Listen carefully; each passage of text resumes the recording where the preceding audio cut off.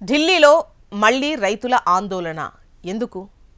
అయితే పంటకు మద్దతు ధర కోరుతూ ఫిబ్రవరి 13న చలో ఢిల్లీ కార్యక్రమాన్ని రైతు సంఘాలు తలపెట్టాయి.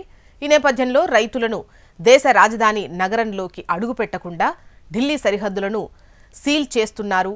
బ్యారికేడ్లు ఏర్పాటు చేసి ఏకంగా సిమెంట్తో కాంక్రీట్ అండ్ రోడ్లపై ఇనుప మేకులు దింపుతున్నారు. ఇదే టైంలో హర్యానా ప్రభుత్వం 7 జిల్లాల్లో 3 రోజుల పాటు ఇంటర్నెట్ సేవలు నిలిపివేసింది.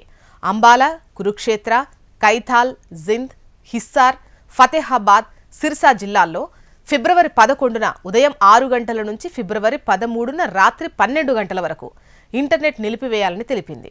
అయితే ఈ మేరకు తమ ఆదేశాలు పాటించాలని హర్యానా ఇంటర్నెట్ సర్వీస్ ప్రొవైడర్స్కు సూచించింది. 7 జిల్లాల పరిధిలో ఒకేసారి భారీగా ఎస్ఎంఎస్లు పంపడంపై ఈ నెల 11 ఉదయం 6 గంటల నుంచి 13 రాత్రి 12 గంటల వరకు ఆంక్షలు విధిస్తున్నట్లు తెలిపింది.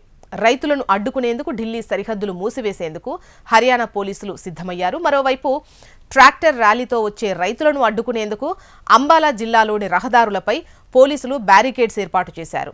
గ్రేటర్ నోయిడా ప్రాంతాల రైతులు గురువారం పార్లమెంటుకు బయలుదేరగా ఢిల్లీ నగర శివార్లలోనే పోలీసులు అడ్డుకున్నారు.